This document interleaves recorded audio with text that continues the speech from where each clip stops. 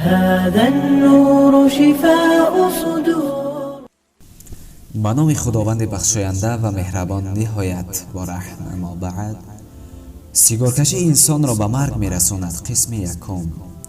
پیش از همه درباره پیدایش سیگار به شما معلومات میدهم.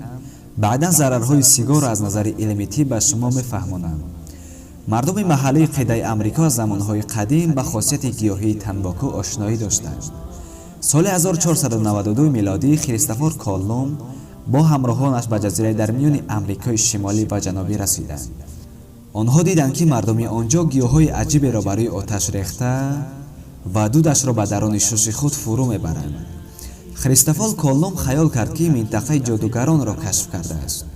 وقتی که از نزدیک آشنا شد، دید که آن چیزی دیگری بوده است که حتی تصورش را هم نکرده بود. و هنگام بازگشت مقداری از برگها و دانه‌های آن گیاه را با خود به اسپانیا آورد و با این ترتیب آن به اروپا راه یافت. مردم اروپا نخستین نام او را توباکو و ما در آسیا آن را تنباکو می‌نامیم و در زبان فارسی توتون نیز می‌نامند و در بین مردم تاجیک با نام تماکو شهرت دارد. سیگار کلمه اسپانیایی میباشد. تماکو توسط مردم پرتغالیا وارد آسیا گردید و از آنجا به عراق و پس از آن به ایران به منطقه های ما رسید که تقریبا به سالهای 1590 تا 1605 میلادی راست می آید. در ایران رواج و گسترش آن توسط شاه عباس صفوی به اوج علا رسید و تا امروز به همان شکل در حال گسترش است. سیگار و یا تماکو یا تنباکو انسان را به بیماری های گوناگون مبتلا می نماید.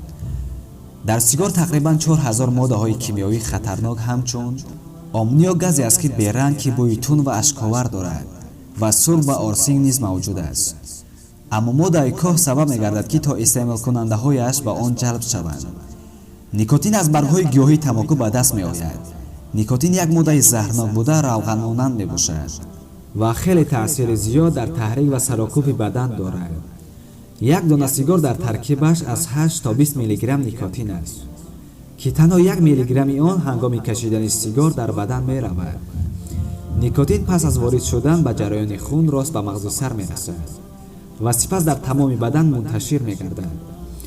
پس از 10-15 ثانیه فرو بردن دود سیگار به درون، ماده نیکوتین به مغز سر می رسد و نخست مغز سر را کرخ کرده آرامش می بخشد. برای همین است که مردم سیگار میکشند، زیرا وی در ترکیبش نیکوتین دارد و انسان را کیفیت میبخشد. وقتی که انسان سیگار میکشد و لذت برد، پس فراموش خاطر میشود و اعضای مردانگیش هم سست کار میکند. نیکوتین سببی در خون زیاد شدن آدرنالین گشته و ضربات قلب را زیاد میگرداند و این چنین سبب کاهش انسولین قند خون میگردد. مواد نیکوتین در خون چنین تأثیر منفی دارد که کالری بدن شخص سالم را نصف میکند و شخصی که مدتی دراز سیگار میکشد وزنش کم میشود و لاغر و خراب میشود. حتی پوست رویش بد میشود و زیباییش از بین میرود. طبق تحقیقات و پژوهش طبیبان اروپا در لندن، استفاده روزمره سیگار شخص سیگارکش را مبتلا به بیماری‌های زیرین میکند.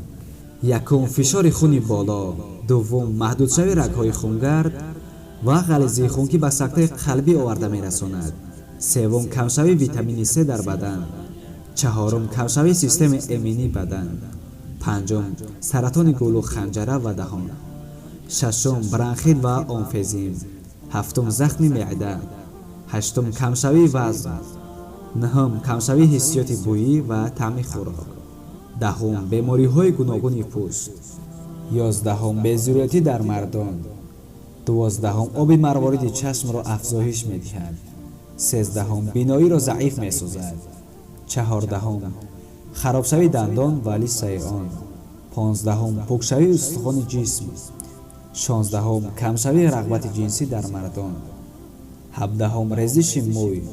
خاطررسان میکنیم که تحقیقات‌های آخر طبیبان معین نموده است که اگر در خانه زن حامله‌دار باشد و همیشه دود سیگار نفس گیرد، شاید همین کار امکانیت 56% سبب مرگ طفلان در بطن مادر مهیا کند و اگر آن طفل زنده تولد شود هم سالم نبوده و حتما به بیماری‌های گوناگون مبتلا می شود.